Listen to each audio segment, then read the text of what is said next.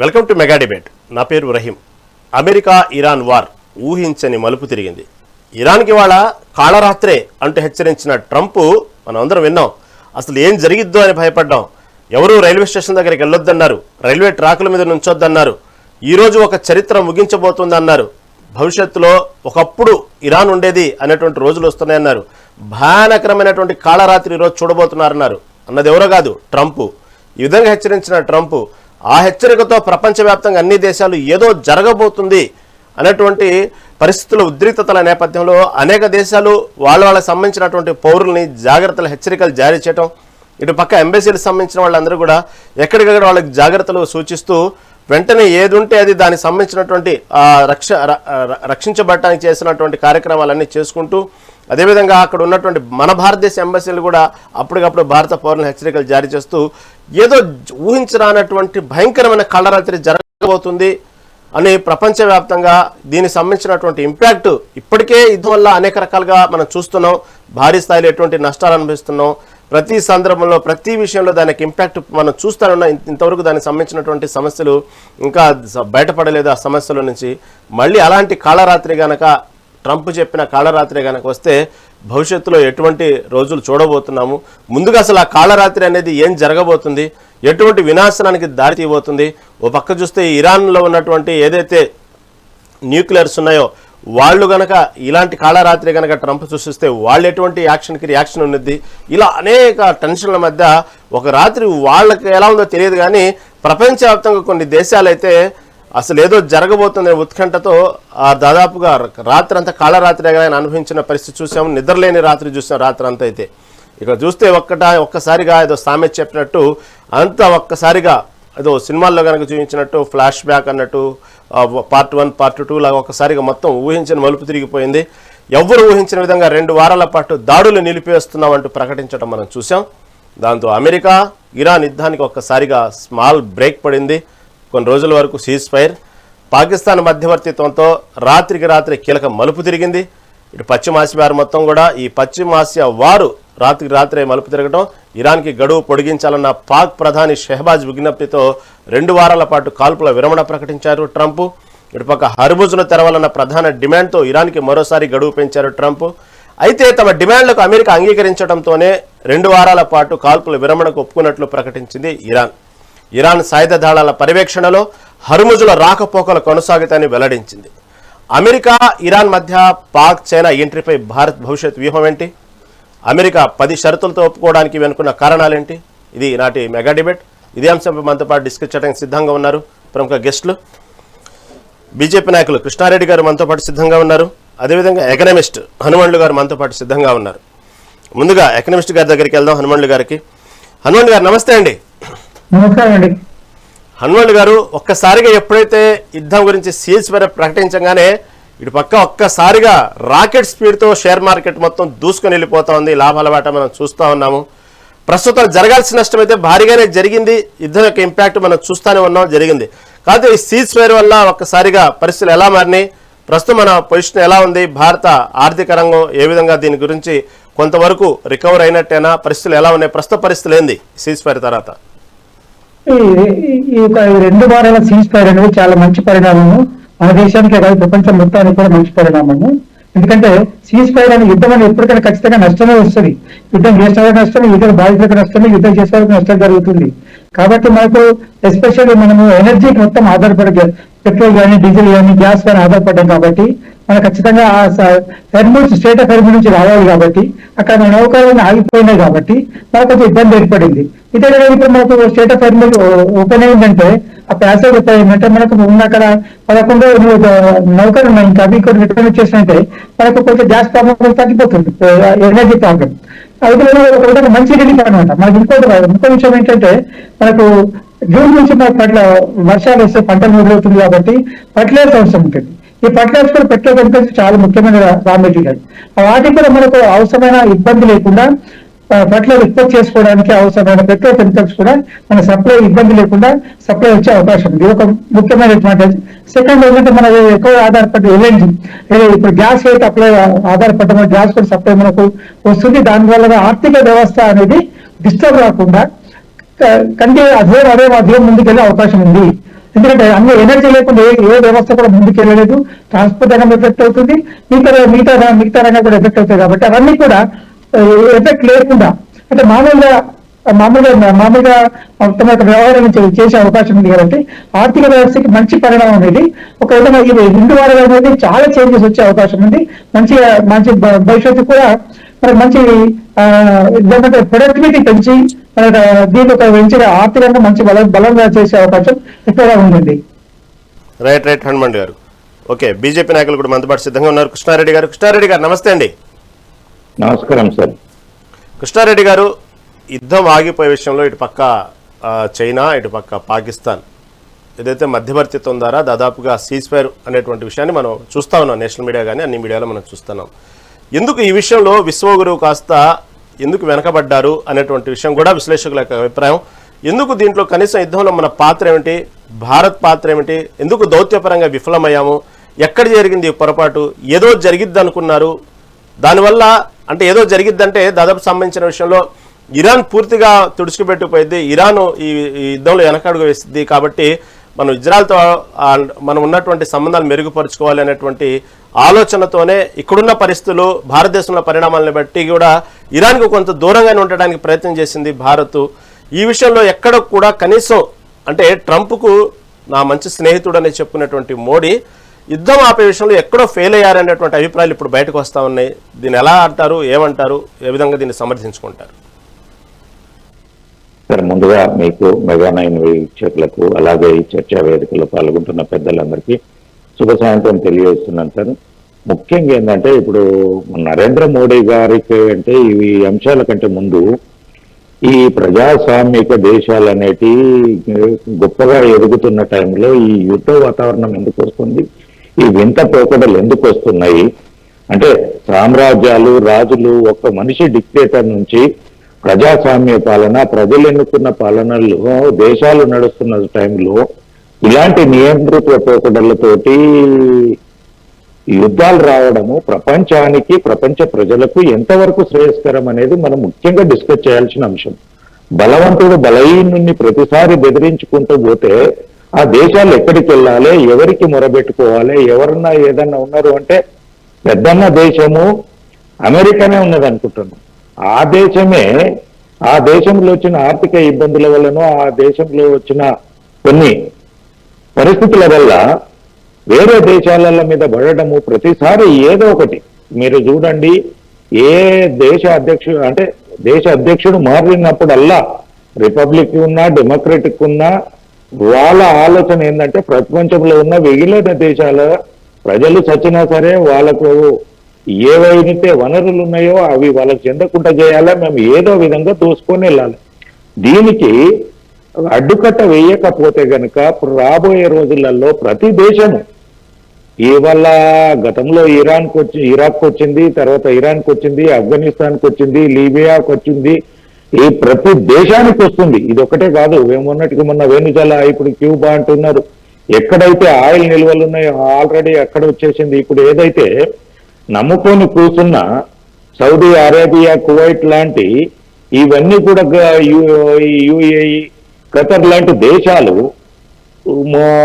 America వచ్చేసి Iran మీద దాడి చేస్తే యుఏఈ గల్ఫ్ దేశాల మీద యుద్ధం చేసేసి వీళ్ళ ఇన్ఫ్రాస్ట్రక్చర్ నాశనం చేస్తే ఆయన ఏదో 2 బాబులు వేసి వెళ్ళిపోయి కూర్చుంటే ఇక్కడున్న పరిస్థితులకు ఇవన్నిటికీ ఎందుకంటే గ్లోబల్ గా చాలా ఇబ్బందికరంగా ఉంది.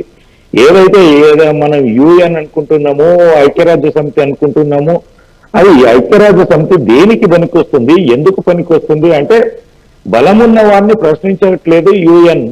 కాబట్టి దాని మీద దాన్ని విస్తరణ చేయాలి, దాంట్లో సంస్కరణలు తీసుకురావాలి. ఇదంతా గ్లోబల్ గా జరగాల్సింది ఉంది.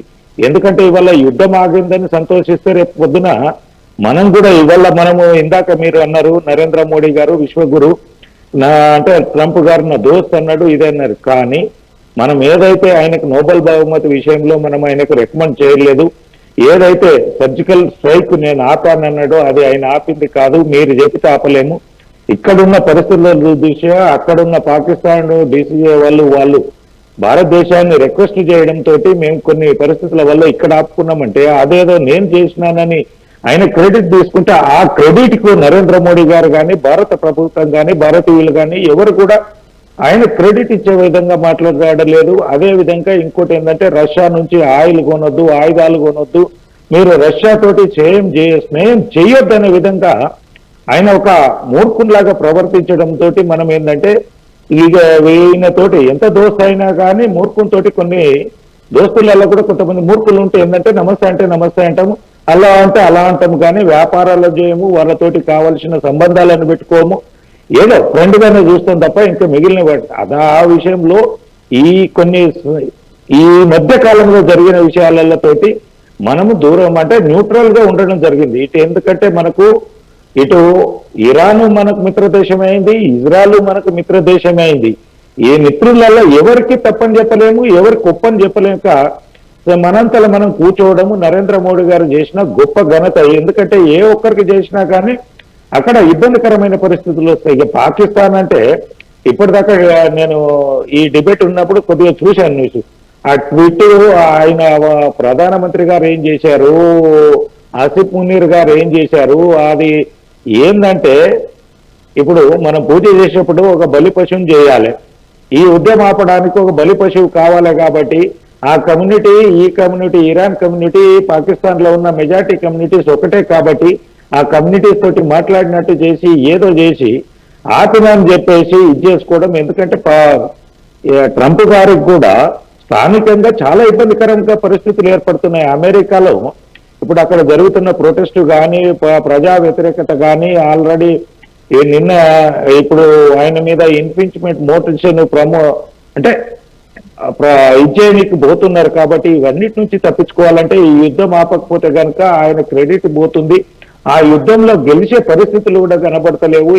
ఎందుకంటే అక్కడ ఏదైతే న్యూక్లియర్ వెపన్స్ ఇది చేస్తున్నారనో లేదంటే అక్కడ రెజ్యూమ్ చేంజ్ చేస్తానో ఎన్ని కాకమ్మ కబుర్లు చెప్పాడో, ఏదైతే ఇరాక్ మీద బయోకెమికల్స్ ఉన్నాయనో ఇంకేదైనా విషపూరితమైన పదార్థాలు అంటే మందును తయారు చేసి ప్రపంచాన్ని నాశనం చేసే విధంగా సద్దాం హుసేన్ తయారు చేస్తున్నాడని చెప్పేసి అక్కడ అటాక్ చేసేసి అక్కడ ఉన్న ఆయిల్ నిల్వలను ఎలా దోచుకుంటున్నాడు, అక్కడున్న అమెరికన్ కంపెనీలకు ఎలా కట్టబెట్టాడు, అలాగే ఇప్పుడు రెజ్యూమ్ చేసేసి ఏదైతే ఇరాన్ లో కూడా అది చేద్దామని చూశాడు.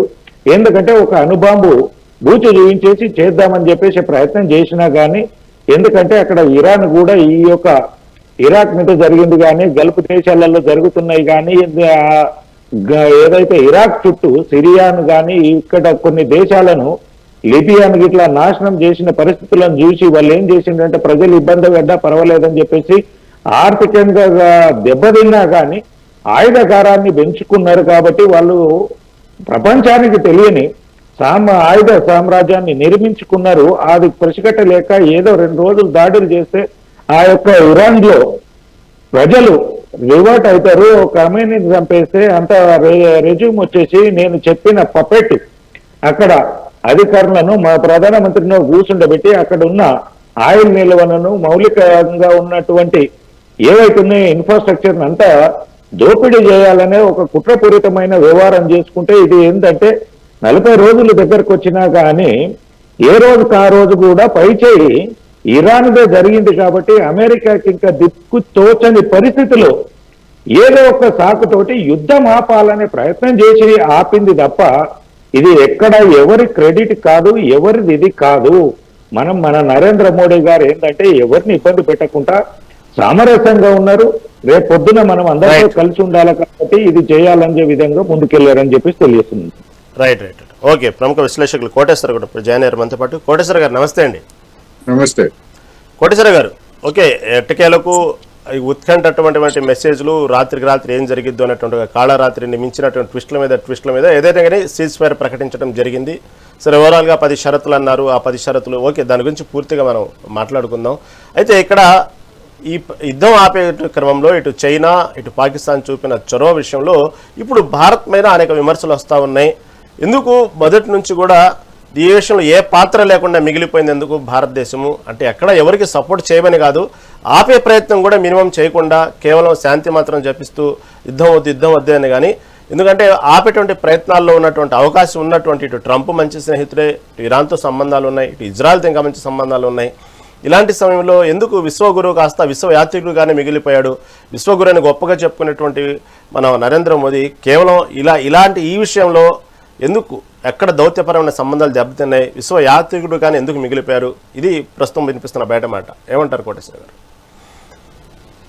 రహీం గారు, ఈ 40 రోజుల యుద్ధంలో చూస్తే భారత్ అంటే ప్రధానమంత్రి నరేంద్ర మోడీ గారు ప్రాతినిధ్యం వహించినటువంటి భారత్ అనుసరించినటువంటి వైఖరిని అంతర్జాతీయ మీడియాలో కనుక మనం చూసేట్లయితే స్పష్టంగా అమెరికా వైపు భారత్ మొగ్గింది అనేటువంటి విశ్లేషణలు మనకు అనేకం కనిపిస్తాయి. మన ఆచరణ కూడా అలాగే ఉంది. డొనాల్డ్ ట్రంప్ని, నెతన్యాహుని మనం నమ్మినంతగా, వాళ్ళు చెప్పినటువంటి మాటల్ని నమ్మినంతగా ఇరాన్ శక్తి సామర్థ్యాలని లేకపోతే ఇరాన్ని మనం విశ్వాసంలోకి తీసుకోలేదు. అందువల్ల పైకి ఇరాన్ మనకు మిత్ర దేశమే అని చెప్పినప్పటికీ 12-13 రోజుల పాటు అసలు ఇరాన్ నాయకులతోటి మాట్లాడలేదు మన విశ్వగురువు గారు. అందరూ మనకు కావాల్సిన వాళ్ళే అన్నప్పుడు నెతన్యాహుతో మాట్లాడారు, లేకపోతే ఇతర గల్ఫ్ దేశాలతో మాట్లాడారు, కానీ ఇరాన్తో మాత్రం మాట్లాడలేదు. ఎప్పుడు మాట్లాడారు? మనకి ఎల్పిజి గ్యాస్ సెగ మొదలైన తర్వాత, మనకి కావటం మొదలైన తర్వాత అప్పుడు తెలిసి వచ్చింది ఇరాన్ అంటే ఏంటి, అమెరికా ఏంటి, లేకపోతే ఇజ్రాయిల్ ఏంటి అనేటువంటి. ఆ తర్వాతే కదా ఇరాన్తో మాట్లాడి, ఆ ఇరాన్తో మాట్లాడినప్పుడు ఇరాన్ ఏం చెప్పింది, ముందు మీరు ఖండించండి అని చెప్పింది. ఆ చెప్పిన తర్వాతనే బ్రిక్స్ దేశాల హోదాలో. కోటేశ్వర గారు, మధ్యలో ఇంకో విషయం ఇంటరాప్ట్ అవుతున్నాను. ఇంకొక విషయం కూడా ఆ సమయంలో అపవాదం మూట కట్టుకోవడం జరిగింది. ఎందుకంటే మనకు శత్రువు సైతం వెళ్ళి చనిపోయినప్పుడు మనకు సంతాపం తెలియజేస్తాం. అలాంటి సందర్భంలో ఒక దేశాధ్యక్షుడు వాళ్లకు అక్కడ ఇరాన్లో కొంతమందికి యాంటీ అవ్వచ్చేమో, కానీ మనకున్న సంబంధాలను బట్టి ఒక దేశాధ్యక్షుడు చనిపోతే కనీసం సంతాపం ప్రకటించడానికి కూడా ఉన్నటువంటి భారతదేశ అధికారుల ఎంబసీని కూడా ఎవరు సంతాపం ప్రకటించొద్దని ముందు జారీ చేసి తర్వాత 2-3 రోజుల తర్వాత సంతాపం ప్రకటించడం చూసాము. ఇలా చేసినప్పటికి కూడా ఎందుకు ఇలా చేయాల్సి వచ్చింది? ఒక దేశాధ్యక్షుని సంతాపం ప్రకటించేసిన కూడా సార్ మీరు చెప్పినట్టు సార్ క్లియర్ కొన్ని కారణాలు ఉన్నాయి. ఇటు పక్క ఇజ్రాయెల్, ఇటు పక్క అమెరికా వైపు ఉంది అనే విషయాల్లో కొన్ని కారణాలు చెప్తూ ఈ కూడా కొంతమంది ప్రస్తావిస్తూ ఉన్నారు. ఎందుకు సంతాపం ప్రకటించడం వెనకబడింది అనేది అది వాస్తవం. 3 రోజుల పాటు సంతాపం ప్రకటించాలా లేదా అనేటువంటి ఉండటంలో చివరికి డొనాల్డ్ ట్రంప్ సరే ప్రకటించండి మీరు అని చెప్పిన తర్వాత నేను విన్నానా, ఒకవేళ డొనాల్డ్ ట్రంప్ చెప్పిందంటే మరి ఎందుకు 3 రోజుల పాటు అనేటువంటి ప్రశ్న వేయాల్సి వస్తుంది. అందుకని అమెరికా అనుమతించిన తర్వాతనే మన విదేశాంగ శాఖ అధికారిని పంపించి 3 రోజుల తర్వాత సంతకం చేసి సంతాపం తెలిపారు. ఆ 3 రోజుల పాటు ఈ దేశంలో ఉన్నటువంటి కాషాయ దళాలు, పేరు చెప్పక్కర్లేదు, వాట్సాప్లో ఏ విధమైనటువంటి ప్రచారం చేశారో ఒకసారి మనం పాత వాట్సాప్లన్నీ తీసుకుంటే అసలు మనం ఖమేనీ చనిపోతే మనం సంతాపం తెలియజేయక్కర్లేదు, మన నరేంద్ర మోడీ సర్కారు మంచి నిర్ణయం తీసుకుంది, ఇది ఎందుకు అంటూ మొత్తం ఖమేనీని లేదా ఇరాన్ని ఒక శత్రుపూరితమైనటువంటి దేశంగా చిత్రించేటువంటి ప్రచారం పెద్ద ఎత్తున సాగింది. సరే దానికి తెరదించారు. దాన్ని తెరదించిన తర్వాత అయినా ఇరాన్ నాయకులతో మాట్లాడారా అంటే మాట్లాడలేదు. నేను చెప్పినట్టుగా 12 రోజులు 13 రోజుల తర్వాత మనకి ఎక్కడైతే గ్యాస్ శాఖ మొదలైందో, ఎల్పిజి శాఖ మొదలైందో అప్పుడు అర్థమైంది, తత్వం తలకెక్కింది. అప్పుడు తలకెక్కిన తర్వాత కూడా ఇప్పటికీ చెప్తున్నా, ఇప్పటికీ భారతదేశం తరఫున అమెరికా ఇజ్రాయెల్ జరిపినటువంటి దాడిని మన దేశం ఇప్పటికీ ఖండించలేదు. మధ్యలో ఏం ఖండించారు? బ్రిక్స్ దేశాల అధ్యక్ష హోదాలో మన దేశం ఉన్నది. బ్రిక్స్ దేశాల యొక్క ఒత్తిడి లేదా ఇతర ప్రపంచ ఒత్తిడి కారణంగా బ్రిక్స్ దేశాల తరఫున 13 రోజుల తర్వాత మాత్రమే ఖండించాల్సి వచ్చింది. ఇది చట్టబద్ధమైనటువంటి దాడి కాదు, అంతర్జాతీయ న్యాయ సూత్రాలకు వ్యతిరేకం అని చెప్పేసి అప్పుడు ఖండించాల్సి వచ్చింది. ఆ తర్వాతే ఇరాన్ మనకి దయతలిచి మన నౌకల్ని విడుదల చేయడానికి అంగీకరించింది. ఈ విషయాన్ని కొంతమంది ఒప్పుకోకపోవచ్చు, కానీ జరిగినటువంటి పరిణామాలు ఇవన్నీ కూడా అది వాస్తవం, అందరికీ తెలుసు. కొంతమంది ఒప్పుకోకపోవచ్చు, అది వేరే అంశం. ఎందుకు ఈ పరిస్థితి వచ్చిందంటే అమెరికా తోకంట పట్టుకొని అమెరికా వాడు చెప్పినట్టుగా ఇరాన్ అనేటువంటిది 10 రోజుల్లోనే నాశనం అయిపోద్ది, దాని గురించి మనం పట్టించుకోక్కర్లేదు, తర్వాత చూసుకోవచ్చులేమని చెప్పేసి ఒక నిర్లక్ష్యపూరితం. అందుకనే ఆ నిర్లక్ష్యపూరితమైనటువంటి వైఖరి కారణంగానే ముందస్తుగా చైనా మాదిరి వాళ్ళకు అవసరమైనటువంటి చంద్రుని పెద్ద ఎత్తున యుద్ధం రాబోతా ఉంది, వీడు దుర్మార్గుడు ఏమైనా చేస్తాడు అనేటువంటి అంచనాకు వచ్చినటువంటి చైనా పెద్ద ఎత్తున నిల్వల్ని దిగుమతి చేసుకుంది. మనం ఏం చేసాం, ఏముండదు, యుద్ధం 2-3 రోజులు అయిపోతుంది, మన నిల్వలకి లేకపోతే మనం పెంచుకోక్కర్లేదు, మనకి అవసరమైనటువంటి ఎంత వస్తుంది, డొనాల్డ్ ట్రంప్ గారు మనకి నేరుగా పంపిస్తాడు అనేటువంటి భ్రమంలో ఉండి మనం చేతులు కాల్చుకుంటాం. ఇప్పుడు పాకిస్తాన్ వాడు మధ్యవర్తిత్వం చేస్తానని ముందుకు వస్తే వాడు బ్రోకర్ గాడు, వాడి పని ఇప్పుడు అదే అని చెప్పేసి ఎద్దేవా చేశారు అఫీషియల్ గానే మన కేంద్ర మంత్రిత్వ శాఖ.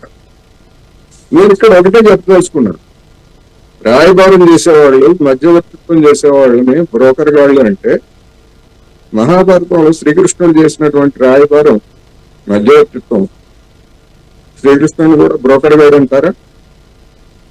రాముడు తన భార్య సీతను లంకలో చెరబట్టి తీసుకెళ్తే సీతను తిరిగి పంపించమనండి, యుద్ధాన్ని నివారించమనండి అని చెప్పేసి అంగదుడిని రాయబారిగా పంపించాడు. మరి అంగదుడిని బ్రోకర్ అంటారా? ఎంత ఇచ్చాడు మరి శ్రీరాముడు? లేదా కృష్ణుడికి కౌరవులు ఎంత ఇచ్చారు, పాండవులు ఎంత ఇచ్చారు? అందుకని మనం మనకు దక్కనటువంటి దాన్ని లేదా మనం విస్మరించినటువంటి దాన్ని అంత చౌకబారుగా చేయటం అనేటువంటిది చివరికి ఏమైంది? ఇప్పుడు అసలు మన ప్రస్తావన లేదు. ఎందుకని మనం నమ్మేవాడే లేడు ఇప్పుడు దేశ ప్రపంచంలో. ఇరాన్ మనకు మిత్ర దేశంగా ఉండొచ్చు, మన నౌకల్లో పంపొచ్చు, లేదా మనకు వ్యతిరేకంగా మాట్లాడకపోవచ్చు, కానీ ఇరాన్ మనల్ని నమ్మి మీరు మధ్యవర్తిత్వం వహించండి అని మనల్ని అడగలేదు కదా. ట్రంప్ ఎట్లేదు అడగడు, ఎందుకంటే ట్రంప్ క్యాంపులో ఉండి మనం వెనకాల ఉన్నాం కనుక వాళ్ళు మనం చెప్పినట్టు ఇంటార్లేమని చెప్పేసి ట్రంప్ అలాగే అడగడు. అందుకని ఒక విధంగా చెప్పాలంటే మన విదేశాంగ విధానానికి లేదా మన యొక్క దేశ ప్రతిష్టకే ఒక విధంగా మచ్చబొచ్చినటువంటి ఉదంతం ఇదని మాత్రం నేను స్పష్టంగా చెప్పదలుచుకున్నాను. అందుకని ఈ మధ్యవర్తిత్వం అనేటువంటి దాన్ని బ్రోకరేజ్ ఏంటి, దేనికోసం చేశారు? మన కేసీఆర్ ఏమని చెప్పాడు, తెలంగాణ రాష్ట్రం ఇచ్చేట్లయితే నేను ఎవరి కాళ్ళైనా పట్టుకుంటా, వంత పురుగులు కూడా ముద్దు పెట్టుకుంటాను రాష్ట్రం కోసం అని చెప్పాడు. మరి 145 కోట్ల జనాభా సఫర్ అవుతా ఉంటే, ఇబ్బందులు పడుతూ ఉంటే, మరి నరేంద్ర మోడీ గారు దేశం కోసం ధర్మం కోసం అయ్యా ట్రంప్ గారు మీరు యుద్ధాన్ని ఆపండి, శాంతియుతమైనటువంటి చర్చలకు పూనుకోండి అని బహిరంగంగా ఎందుకు చెప్పలేకపోయారు? అదే మరి ఉక్రెయిన్ విషయంలో పుతిన్కి చెప్పారు కదా, అదే ట్రంప్ ఎందుకు చెప్పలేకపోయారు? దిగిని దోస్తు కదా, ఎంతైనా గెలిపించమని కూడా అడిగారు కదా ఒకసారి పోయినసారి. అందుకని మీరు చెప్పినట్టుగానే సరే ఓకే, జరుగుతున్న పరిణామాలు సరే మధ్యవర్తిత్వం గురించి సరే అండి, ఉన్న పరిస్థితులను బట్టి వాళ్ళ స్వలాభాల కోసం ఏ విధంగా పరిస్థితులను బట్టి కొంచెం మీరు చెప్పినట్టుగానే అక్కడున్నటువంటి ఆయా దృష్టాలు పాకిస్తాన్ చైనాని ఎంటర్ చేశారనేది దాని వెనక చాలా మీకు తెలియని విషయాలు కాదు, దాని వెనక చాలా పెద్ద పెద్ద వ్యవహారాలే ఉన్నాయి ఇంటెలిజెన్స్ సంబంధించి. కాకపోతే ఇక్కడ మొదటి రోజు ఏదైతే యుద్ధం జరిగిందో అప్పుడు ఖమేనీ మృతి చెందలేదు. మొదటి అటాకే స్కూల్ మీద జరిగినప్పుడు 200 మంది పిల్లలు చనిపోయినప్పుడు కనీసం యుద్ధాన్ని ఏ దేశానికి సపోర్ట్ చేయటం అనేది తర్వాత, అది చాలా ఇంకా పెద్ద మ్యాటర్. కనీసం ఖండించడానికి కూడా వెనకాడారు. ఖండించడానికి కూడా ఇది ఎంతవరకు సబబు, యుద్ధం అంటే సామాన్యుల మీద ఎందుకు, చిన్నపిల్లల మీద ఎందుకు అనే విషయంలో కూడా ఖండించడానికి కూడా ఎందుకు వెనకాడింది అనేది ఇప్పుడు తెర మీదకు వస్తున్నటువంటి అనేక ప్రశ్నలు. సరే, ఇవన్నీ కూడా అనేక ప్రశ్నలు ఏమైనా కృష్ణారెడ్డి గారు మాట్లాడడానికి ప్రయత్నం చేస్తున్నారు. కృష్ణారెడ్డి తర్వాత మళ్ళీ నేను ఒక విషయం చెప్తాను.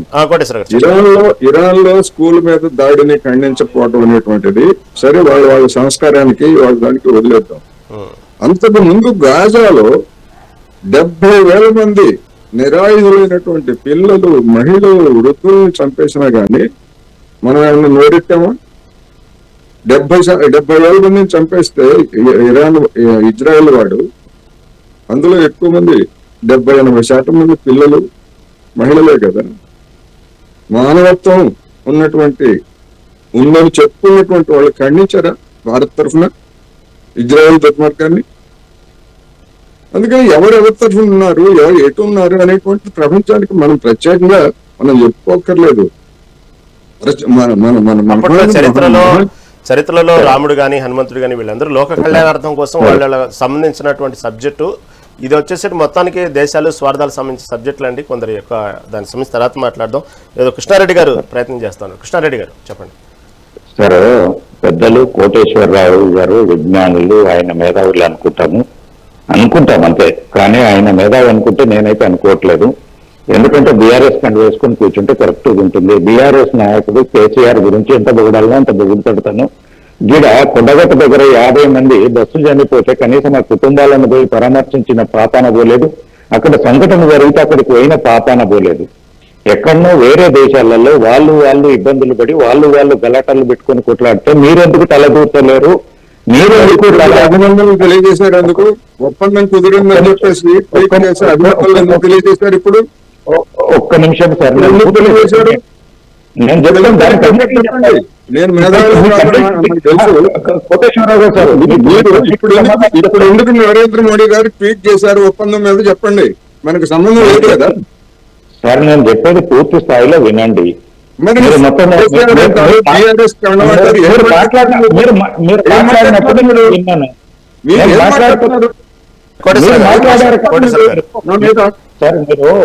మీరు మోడీ గారి గురించి దేశ ప్రతిష్టకు ఇబ్బంది కలిగే విధంగా, దేశాన్ని భారతదేశాన్ని తక్కువ చేసి చూపించే విధంగా కరెక్ట్ కాదు. మీరు మాట్లాడట్లేదు. ఒక భారతీయ పౌరుడుగా మీరు మాట్లాడట్లేదు.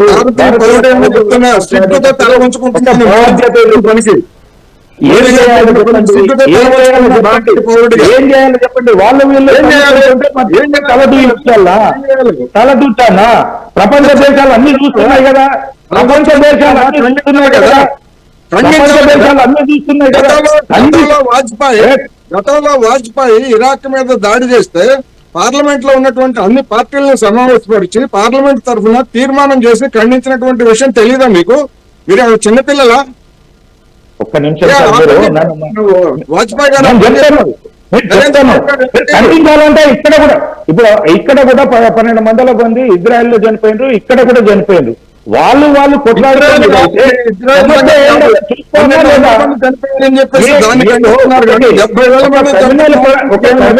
పరంగా ఒక కమ్యూనిటీకి బెనిఫిట్ ఒక కమ్యూనిటీ కదా. పాకిస్తాన్ కును ఇరాన్ లో ఉన్నటువంటి కమ్యూనిటీ ఒకటే అని. ఆ ముస్లిం దేశం వదులుకోండి, ఆ ముస్లిం దేశం మీరు వదులుకోండి ఫస్ట్.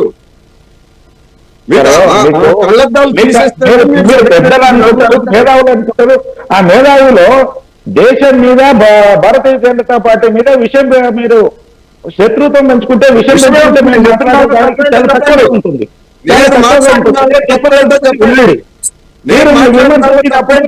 సమయం అడిగి మాట్లాడుతున్నారు. పెద్దలు విజ్ఞానులు ఆగాలి. మీరు విజ్ఞానులు ఆగాలి. సమయం అడిగి మాట్లాడుతున్నా. నాకు విజ్ఞప్తి ఉన్నది కాబట్టి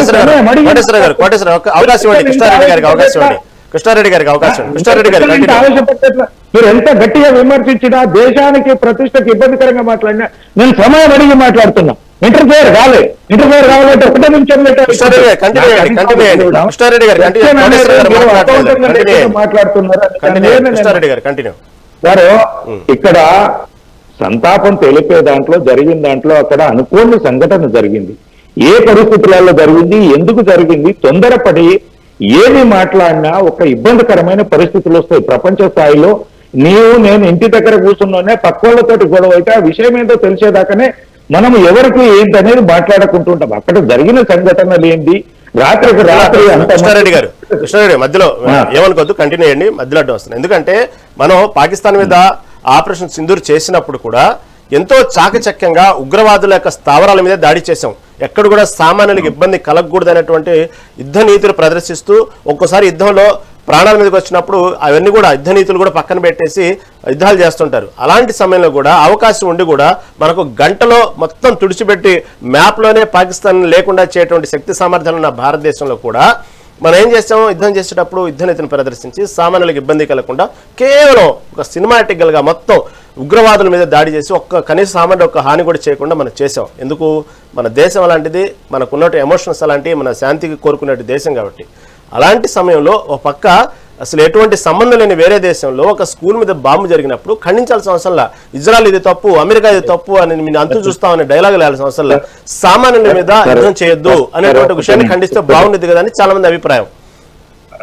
సరే, ఆ అభిప్రాయంతో మీకు కూడా ఎవరికైనా ప్రాణ నష్టం అనేది చాలా అందరికీ మళ్ళీ తిరిగి రానిది ఏదైనా ఉన్నదంటే ప్రాణమే. దాని గురించి మనము ఎవరమైనా సంతాపం తెలియాల్సిందే, విచారం వ్యక్తం చేయాల్సిందే, వారికి సానుభూతి చూపించాల్సిందే. కానీ అక్కడ అనుకోని సంఘటనలు జరిగినప్పుడు ఏం జరిగింది ఏంటనేది మనం ఏంటంటే అక్కడ ఉన్న ఎంబసీ తోటి మాట్లాడాలి. అక్కడ యుద్ధం స్టార్ట్ అయిపోయింది, ఎవరితోటి కమ్యూనికేట్ చేయాలా, ఏం చేయాలి, ఉన్న ఒకరు కాదు ఇద్దరు కాదు, అక్కడ చనిపోయింది దగ్గర 35 మంది నుంచి 40 మంది ఉన్నత స్థాయి వ్యక్తులు చనిపోయింది. కాబట్టి అక్కడ ఏం జరుగుతుంది వాస్తవం ఏంటో తెలియకుండా సడన్ గా మనం స్పందిస్తే ఇది దేశ ప్రతిష్టకు ఇబ్బందిగా ఉండేది ఉంటుంది, దేశ ఇంకా సంబంధించినవి మళ్ళీ రాబోయే రోజులలో సంబంధాలతోటి ఉంటాయి. కాబట్టి స్పందించేటప్పుడు ఆచి తూచి మంచి చెడు అన్ని గ్రహించి మాట్లాడాలి. మనము ఏదో చిన్న పిల్లల్లాగా ఇటువడితే ఇటు అటువడితే అటు మాట్లాడకుండా ట్రంప్ ఏదో చెప్పిండు, ట్రంప్ తోటి మనము ఆయన అమెరికా అధ్యక్షుడైన రోజు నుంచి భారతదేశానికి ఒక శత్రుత్వంగానే చూస్తున్నాడు. అక్కడ ఉన్న మన విద్యార్థులను చూస్తున్నాడు, మన పౌరులను కూడా చూస్తున్నాడు. అయినా ఎంతో చాకచక్యంగా, ఎంతో ఇబ్బందిగా ఎంతో ఉన్న దేన్ని కాపాడాలి, దేన్ని కాపాడుకోకూడదు, ఎవరితో ఎలా మెయింటైన్ చేయాలనేది మన విదేశాంగ విధానంలో అలీన విద్య అంటే విధానములు ప్రకారము అందరితోటి ఉండాలి. ఎవరిది తప్పు ఒప్పు అనేది మనం తెలుసుకోకుండా ముందు స్పందించి ఇబ్బంది పెట్టొద్దు అనేది. అక్కడ ఎక్కడైనా పౌరులు చనిపోయిన అనేది మనం అందరం సంతాపం తెలపాల్సిందే, మనం విచారం వ్యక్తం చేయాల్సిందే, వారి కుటుంబానికి మనం సానుభూతి తెలియజేయాల్సిందే. ఇది మానవ సమాజము, ఇది మనకు ఇప్పుడు కాదు పురాణాల నుంచి వస్తుంది కాబట్టి దాన్ని ఎదురుస్తున్నాము. ఇక రామాయణానికి దీనికి కృష్ణునికి ముడిపెట్టి దీన్ని మాట్లాడడం అనేది అక్కడ కొన్ని సందర్భాలలో కొందరు వాళ్ళు చేస్తున్న పాకిస్తాన్ నవాజ్ షరీఫ్ కానీ వీళ్ళంతా ఆసిఫ్ మునీర్ గారు కానీ చేస్తున్న విధానం కానీ తొందరపడిన ఏదైనా మాట్లాడినప్పుడు అక్కడ పూర్తి స్థాయిలో ఏదైనా చర్చలు జరిగినప్పుడు పూర్తి స్థాయిలో అవుట్కమ్ వచ్చేదానికి దాకా ఎవరు మాట్లాడరు. కానీ వీళ్ళు ముందే డిస్క్లోజ్ చేసి మేము చేస్తున్నామని ఏదో క్రెడిట్ తీసుకొని అది ఏది జరిగినా మంచి జరిగితే మంచిగా కావచ్చు, చెడు జరిగితే మీరు చెడు కావచ్చు. ఒక ఆటలో ఎంత బలవంతుడైనా ఇవాళ మనం అనుకుంటాము క్రికెట్ లో సచిన్ టెండూల్కర్ నెంబర్ 1 అనుకున్నాము. ఒక్కో రోజు డక్ అవుతాడు, ఒక్కోసారి సిక్సర్ కొడతాడు. అంత మాత్రాన ఆయన టీంలో లేకుండా పోతాడా? అంత దానికి కోటేశ్వరరావు గారికి దేశం పరువు తీసేస్తున్నాడు, మోడీ గారి పరువు తీసేస్తున్నాడు, మొత్తం ప్రపంచం ముందే భారతదేశం తలదించుకుంటుంది అనే విధంగా మాట్లాడుతున్నాడు. ఒక్కొక్కసారి కొన్ని పరిస్థితులల్లా వెనుకకు తగ్గాల్సింది ఉంటుంది. ఆ సందర్భంలో మోడీ గారు తగ్గి ఉంటారు. ఎందుకంటే ఎవరికి చెప్పలేని పరిస్థితులలో దాన్ని మనం అర్థం చేసుకోవాలి. కానీ ఇక ఏదో అయిపోయింది, మోడీ గారు అక్కడ మనకు జరిగింది ఏంది, మనం ఎవరికి అన్యాయం చేసింది ఏంది, ఒకరికి సపోర్ట్ చేసి ఇబ్బంది చేయలేదే, ఇటు ఇజ్రాయెల్కి ఇబ్బంది చేయలేదు, ఇరాన్కి ఇబ్బంది చేయలేదు. అటువంటిప్పుడు దేశ ప్రతిష్టకి ఇబ్బందికరంగా మీరు మాట్లాడడం ఏంది? ఇది సమంజసంగా లేదు. కోటేశ్వరరావు గారు మీరు పెద్దలు, విజ్ఞానులు, మనం దేశ ప్రతిష్టను ఇమిడించే చేసే విధంగా మాట్లాడదాం. ఒక పార్టీకి ప్రోగా ఉండండి, ఇక ఇబ్బంది లేదు. కానీ దేశానికి వచ్చినప్పుడు, ధర్మానికి వచ్చినప్పుడు ఆ ధర్మబద్ధంగానే మాట్లాడదాం. అంతేకాని మనము మోడీ గారి మీద దేశము, బీజేపీ మీద దేశం మీద రుద్దొద్దని చెప్పేసి తెలియజేస్తున్నాను సార్. కృష్ణారెడ్డి గారు మళ్ళీ మీ దగ్గరకు వస్తాను. హనుమంతు గారు ఇప్పుడు ఏదైతే హర్ముజ్ జలసంధి దగ్గర జరిగినటువంటి ఇప్పటి వరకు జరిగిన యుద్ధం ప్రభావం వల్ల ఏ విధంగా భారీ నష్టం చూసింది ఇరాను, జరిగినటువంటి యుద్ధంలో ఏమాత్రం దాని జరిగినటువంటి నష్టాన్ని మొత్తాన్ని కూడా పెట్టినటువంటి 10 డిమాండ్లో భాగంగా అమెరికా ఇరాన్ని ఇప్పుడు సంపాదించుకున్నటువంటి మార్గాలు చెప్తా ఉంది, సలహాలు ఇస్తూ ఉంది, దానికి కావాల్సిన ప్రోత్సాహం ఇస్తూ ఉంది. అలాంటి సలహాల సంప్రదింపుల వల్ల ఇరాన్ జరిగిన నష్టాన్ని పూడ్చుకునే క్రమంలో అంటే హర్ముజ్ జలసంధి ద్వారా వచ్చేటువంటి ఏదైతే నౌకలు ఉన్నాయో దాని మీద విధించే పన్నులు కానివ్వండి అవన్నీ కూడా భారీ ఎత్తున వాటికి సలహాలు ఇస్తూ ఉంది అమెరికా. ఇలాంటి సమయంలో దాని యొక్క ఇంపాక్ట్ భారతదేశం మీద ఏమాత్రం ఉండవచ్చు, దీనికి భారతదేశం ప్రత్యేకంగా ఆలోచిస్తూ ఉందా, మనందరూ దానికి సంబంధించినటువంటి ఇరాన్ తీసుకున్న నిర్ణయాల పట్ల ఒక్కసారిగా ఇక్కడ పరిస్థితులు ఏమైనా తారుమారేటువంటి ఉందా ధరల విషయంలో, ఏమంటారు? విషయం ఏంటంటే ఇంతకుముందు చూడండి, కేంద్ర ప్రభుత్వం ఎలా నిర్ణయం తీసుకుంటుంది, ధరలు పెంచాల్సిన అవసరం లేదు, ఇంతకు ధరలు తక్కువ ఉన్నప్పుడు సంపాదించారు కాబట్టి ఇప్పుడు ధరలు పెంచకండి, వినియోగదాన్ని ఎలాంటి ఇబ్బంది చేయకూడదు అని చెప్పని కేంద్ర ప్రభుత్వం ఖచ్చితంగా పెట్రోల్ ధర దిగుబడి పెంచకుండా డైరెక్షన్ ఇవ్వడం జరిగింది. దానివల్ల ఏంటంటే కొంచెం మనకు సామాన్యులకు ఎలాంటి ఇబ్బంది లేకుండా మనకు ఏంటంటే గల్ఫ్ కంట్రీస్ లో కోటి మంది మన భారతీయులు పనిచేస్తున్నారు దేశాల్లో కలిపి. వాళ్ళ రక్షణ ముఖ్యం, వాళ్ళ వాళ్ళ వాళ్ళ వాళ్ళ వాళ్ళ యొక్క స్థితిగతులు, వాళ్ళ యొక్క వాళ్ళ యొక్క పని వర్క్ కల్చర్, వర్క్ స్పేసెస్, వాళ్ళ సేఫ్టీ ముఖ్యం. కాబట్టి దాని గురించి కూడా ప్రభుత్వం ఎలాంటి జాగ్రత్త ఉండాల్సిన విషయంలో జాగ్రత్తగా ఉంటే ఎలాంటి ఎక్కడ ఏ స్టేజ్ ఎటు సైడ్ తీసుకోకుండా న్యూట్రల్ ఉండేవాళ్ళ పద్ధతి తీసుకోవడం జరిగింది. అదేవిధంగా ఇంకోటి ఏంటంటే మనకు మనం ఎప్పుడు కూడా ఏమంటే దేశం మన నేషన్ ఫస్ట్ అంటే భారతదేశం ముందు భారతదేశ అవసరాలు ముఖ్యం, భారతదేశ పౌరుల యొక్క శ్రేయస్సు ముఖ్యం అనుకుంటాం. కాబట్టి భారతదేశంలో అక్కడ ఉన్న వాళ్ళు ముఖ్యము, అక్కడి నుంచి రావాల్సిన ఆయిల్ అని డీజిల్ పెట్రోల్ కానీ రావడం ముఖ్యము, కాబట్టి ఇక్కడ ఎలాంటి ఇబ్బంది లేకుండా చూడడం ముఖ్యం. ఇవన్నీ కూడా కొంచెం ఆలస్యం న్యూట్రల్ రేట్ తీసుకోవడం జరిగింది. దీనివల్ల మనకి ఏంటంటే ఇది ఇంతకుముందు చెప్పినట్టుగా ఎలాంటి ఇబ్బంది లేకుండా ఆర్థికంగా ఎలాంటి ఇబ్బంది లేకుండా, ఇంధన విషయంలో ఎలాంటి ఇబ్బంది లేకుండా, మన ఆర్థిక అభివృద్ధికి ఎలాంటి ఇబ్బంది లేకుండా కూడా ముందుకెళ్లే అవకాశం ఉంది. ఎందుకంటే ఇప్పుడు ఈ సప్లై ఆగిపోతే మనకు సప్లై కనుక ఇంకొక 10 రోజులు అయిపోయింది అనుకోండి, అప్పుడు ఏమైందంటే పెట్రోల్ మీద ఆధారపడి ఉన్న పెట్రోల్ కెమికల్ ఇండస్ట్రీస్ కానీ, ఫర్టిలైజర్స్ కానీ అవన్నీ కూడా ప్రొడక్షన్ ఆగిపోవడము, లేకపోతే సప్లై రాకపోవడం ఇవన్నీ వచ్చే అవకాశం ఉంది. ఇలాంటి వాళ్ళని జాగ్రత్త తీసుకోవడం అనేది మనకు మంచి జరిగింది. ఇంకో విధంగా యుద్ధం ఆగిపోవడం అనేది ప్రపంచం మొత్తం మంచి జరిగింది. అదే అన్ని దేశాలకు కూడా మంచి పరిణామం. కాకపోతే మనం ఇంకోటి 40% మనకున్న అవసరాలకి, పెట్రోల్ అండ్ డీజిల్ గ్యాస్ అవసరాలకి స్టేట్ ఆఫ్ అర్బన్ నుంచి వస్తుంది. సప్లై చేసే దేశాలు మాత్రం ఇరాన్ కాదు, సప్లై చేసే దేశాలు గల్ఫ్ కంట్రీస్, ఖతార్ కావచ్చు, సౌదీ అరేబియా కావచ్చు, ఓమన్ కావచ్చు, ఆ దేశాలు అప్లై చేస్తాయి మనకు. కానీ ఇక్కడ వచ్చే దాని మాత్రం స్టేట్ ఆఫ్ అర్బన్. దానివల్ల ఏంటంటే అక్కడ మన షిప్ ఓడర్ ఆగిపోయినా బయటకు రాలేకపోయినాయి అది. కాబట్టి ఇప్పుడు ఎక్కడైతే ప్రొడక్షన్ వస్తుందో అక్కడే యుద్ధం జరుగుతుంది, అక్కడ ఎక్కువ మంది ఉన్నారు, నష్టం ఆదాయంతో జరుగుతుంది. అదే మాదిరిగా దారిలో ఉన్న వాళ్ళు ఇచ్చేస్తారు కదా ఆగిపోవడం వల్ల ఇప్పుడు దాంట్లో స్టేట్ ఆఫ్ అర్బన్ ప్రాబ్లం వచ్చింది, ప్రొడక్షన్ ప్రాబ్లం, సప్లై ప్రాబ్లం వచ్చింది. కాబట్టి దీనివల్ల ఈ యొక్క స్టేట్ ఆఫ్ అర్బన్ మొత్తం కావడం వల్ల భారతదేశం మంచి జరుగుతుంది, మొత్తం ప్రపంచం అందరికీ మంచి జరుగుతుంది. ఈవెన్ గల్ఫ్ కంట్రీస్ కూడా మంచి జరుగుతుంది. అక్కడ ఉన్న వాళ్ళకి కూడా ఉద్యోగ అవకాశాలు ఎలాంటి ఇబ్బంది లేకుండా ఉద్యోగ అవకాశాలు కంటిన్యూ ఉండే అవకాశం, వాళ్ళ ఆర్థిక బాగుండే అవకాశం ఉంది. ఇంకోటి విషయం ఏంటంటే మనము ఈ యొక్క గల్ఫ్ కంట్రీస్ లో ఆరోగ్య కనీసం దాడి జరగడం, వాటి యొక్క ఇన్ఫెక్షన్ దాడి జరగడం కూడా కూడా మనకు అది కరెక్ట్ పద్ధతి. అది దానివల్ల కూడా నష్టం జరిగే అవకాశం ఎక్కువ ఉంది. అది ఇప్పుడు కూడా కూడొచ్చిన తర్వాత అది మొత్తం రిపేర్ అవ్వడానికి 5 years 9 సంవత్సరాలు 6 సంవత్సరాలు పట్టే అవకాశం ఉంది. దానివల్ల వాళ్ళకి కూడా ఎఫెక్ట్ అవుతుంది, మనకు కూడా సపరేట్. దాన్ని కూడా మనం ఆల్టర్నేటివ్ గా ఈ గల్ఫ్ కంట్రీస్ కాకుండా మిగతా దేశాల నుంచి కూడా మన అవసరం ఆయిల్, పెట్రోల్, డీజిల్ కానీ రష్యా నుంచి కానీ, south Africa, Latin American countries నుంచి కానీ మిగతా దేశాలకు తీసుకోవడం ఆల్టర్నేటివ్. ఆల్రెడీ మన వాళ్ళు ఆల్టర్నేటివ్ ప్రయత్నం చేస్తున్నారు, నిల్వలు ఉన్నాయి, ఇంకా తీసుకునే అవకాశం ఉంది. దానివల్ల మనకు ఆర్థిక 2 వారాలు యుద్ధం అవ్వడం అనేది భారతదేశానికి కూడా మంచి పరిణామము, మంచి ఎలాంటి డిస్టర్బ్ లేకుండా ఆర్థిక వృద్ధిలో డిస్టర్బ్ కాకుండా ఉండే అవకాశం ఎక్కువగా ఉంది. ఓకే హనుమంత్ గారు. కోటేశ్వర గారు, యాక్చువల్గా 2 వారాల వరకు సీజ్ఫైర్ ప్రకటించడానికి మధ్యవర్తిత్వం వచ్చినటువంటి పాకిస్తాన్ చెప్పిన విషయం ఏంటంటే ఏదైతే ఈ సీజ్ఫైర్ లెబనాన్కి కూడా వర్తించింది అనేటువంటి విషయాన్ని స్వయంగా చెప్పడం జరిగింది పాకిస్తాన్. కాకపోతే ఇక్కడ నెతన్యాహు కొద్దిసేపటి క్రితం ఈ సీజ్ఫైర్ మాత్రం కేవలం ఇరాన్ వరకే వర్తించింది, లెబనాన్కు వర్తించదు, అక్కడ మాత్రం కొనసాగుతూ ఉన్నది యుద్ధం మాత్రం. ఇప్పటికే లెబనాన్లో ఇజ్రాయెల్ దాడులు 1500 పైగా మరణించడం కూడా జరిగింది. దీన్ని ఎందుకు లెబనాన్ ఎందుకు వర్తించదు అంటున్నారు నెతన్యాహు, దీన్ని ఎలా చూడాలి? రహీం గారు, దాని గురించి చెప్పే ముందు నేను కొన్ని విషయాలు చెప్పాలి. ఒకటి, నేనేదో బీఆర్ఎస్ కండువా అని చెప్పేసి కృష్ణారెడ్డి గారు ఒక చౌకబారు నేను మళ్ళా చెప్తున్నాను, ఒక చౌకబారు ఆరోపణ చేయడం ద్వారా నా నోరు మోయించాలని చూశారు. నేను కృష్ణారెడ్డి గారు లాంటి వాళ్ళని నేను చాలా మందిని చూశాను. ఈ విధంగా నిందలు వేసి ఏదో ఒక ముద్ర వేసి నోరు మోయించాలంటే మూసుకునేటువంటి రకాన్ని కాదు నేను. ఒకటి, అందువల్ల నాకు ఆ విధమైనటువంటి నా గురించి లేదా నా యొక్క జర్నలిజం గురించి నా గురించి తెలిసినటువంటి వాళ్ళు ఎవరు ఆ విధంగా చెప్పరు. బహుశా కృష్ణారెడ్డి గారికి తెలియదు. ఒక చౌకబారు ఆరోపణ నా మీద చేశారు. నేను మేధావిని నేను చెప్పలేదు. ఆయన నన్ను గుర్తిస్తారా లేదా అనేటువంటిది నాకు అనవసరం. నేను మేధావిని కాదు, నేను ఒక జర్నలిస్ట్ని, ఒక విశ్లేషకుడిని, అంతే. మిగిలినటువంటి విషయాలు ఇక భారత్ తటస్థంగా ఉంది, మనకెందుకు లేని పట్టించుకోలేదు, లేకపోతే ఏమవుతుందో ఏంటో అని 1-2 సార్లు ఆలోచించుకోవడానికి ఆలోచన చేసి వెనక్కి తగ్గారు, లేకపోతే ముందుకెళ్లారు, ఇన్ని చెప్తున్నారే.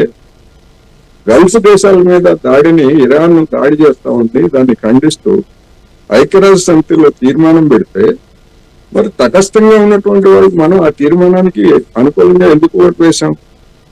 అదే తటస్థత. అది అంటే బీజేపీ ఏదో తటస్థత అయితే అది చెప్పాలి. అంటే బీజేపీ వాళ్ళు నందంటే నంది, పంది అంటే పంది, అంతేగాని తటస్థత అంటే ఏంటి? ఎందుకు ఇరాన్కు వ్యతిరేకమైనటువంటి తీర్మానానికి భారత్ ఎందుకు ఓటు వేసింది?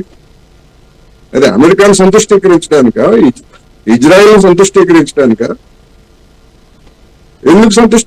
ఎందుకు ఓటు వేసింది? దాని వెనకాల ఏమన్నా కిక్ బ్యాక్స్ ఏమైనా ఉన్నాయా? అమెరికా నుంచి ఏమైనా ముడుగులు పుచ్చుకున్నారా? ఎందుకు చేశారు చెప్పమానండి. తటస్థత అనేటువంటి వాళ్ళు 10 మనుషులు. అందుకని తటస్థత కాదు, తటస్థత పేరుతోటి అమెరికాకి అనుకూలమైనటువంటి వ్యవహారం తప్ప మరొకటి కాదు అనేది నేను స్పష్టంగా మరోసారి చెప్పదలుచుకున్నా. నా అభిప్రాయంతో విభేదించవచ్చు, కానీ లోకమంతా కోడైపోస్తా ఉంది. మన సంగతి ఏమిటి, మనం ఎటున్నాము, మన బతుకులు ఏంటి అనేటువంటి విషయాన్ని చెప్తున్నాం. నేను పరువు తీయటమేంటి? భారతదేశ పరువు తీసింది నరేంద్ర మోడీ గారు తీశారు ఈ ఇరాన్ వ్యవహారంలో. అందరికీ తెలుసు ఆ విషయం. సరే, అది జనం తెలుసుకుంటారు. ఇక మీరు రెండో విషయం గురించి ఏంటంటే అది రెండోది ఇప్పుడు అడిగింది, నన్ను అడిగింది దానికి ముందు రేవంత్ గారు లెబనాన్ గురించి. లెబనాన్ లో హిజ్బుల్లా అనేటువంటి సాయుధ శక్తి లెబనాన్ లో దీర్ఘకాలం పాటు అంతర్యుద్ధం జరిగింది. అక్కడ అమెరికాని అనుకూలించేటువంటి శక్తులు లేకపోతే పాలస్తీనాకి అనుకూలమైనటువంటి శక్తుల మధ్య లెబనాన్ లో అక్కడ ఉన్నటువంటి సామాజిక సమీకరణలు క్రైస్తవులు, అరబ్బులు అనేటువంటిది ప్రధానంగా అక్కడ ఉన్నటువంటి 2 సమాజాలు. వాళ్ళ మధ్య వివాదాలు పెట్టి అమెరికా అక్కడ ఆడించిన నాటకంలో అది దీర్ఘకాలం అంతర్యుద్ధం సాగింది. లెబనాన్ లో హిజ్బుల్లా అనేటువంటిది సాయుధ శక్తులు ఒక ప్రాంతం మొత్తాన్ని కూడా వాళ్ళు తమ స్వాధీనంలోకి తెచ్చుకున్నారు. వాళ్ళు చెప్పినట్టుగానే అక్కడ ఉన్నటువంటి ప్రభుత్వం కానీ లేకపోతే అక్కడ ఉన్నటువంటి మిలిటరీ కానీ వ్యవహరించాల్సిందనేటువంటిది ఒక వాస్తవం. అందుకని ఆ హిజ్బుల్లా అనేటువంటిది ఇరాన్ కి అనుకూలమైనటువంటిది లేదా పాలస్తీనాకి అనుకూలమైనటువంటి సంస్థ.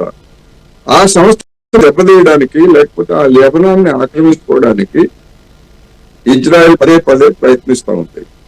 ఇప్పుడు ఈ యుద్ధంలో ప్రత్యేకంగా హిజ్బుల్లా అనేటువంటిది ఇరాన్ కి అనుకూలంగా రావడంతో ఇజ్రాయెల్ వాళ్ళ మీద దాడులు చేస్తా ఉంది. ఇప్పుడు ఇరాన్ ప్రతిపాదించినటువంటి 10 అంశాలలో లెబనాన్ మీద కూడా దాడుల్ని నిలిపివేయాలి అనేటువంటిది ఒక ముఖ్యమైనటువంటి అంశం. అందువలన లెబనాన్ కి సంబంధం ఉంది. ఇప్పుడు ఆ ఇజ్రాయెల్ మేము దానికి ఏం సంబంధం లేదు, లెబనాన్ మీద మేము దాడి చేస్తాము అంటే రేపు ఇరాన్ అదే వాదన తీసుకోవచ్చు.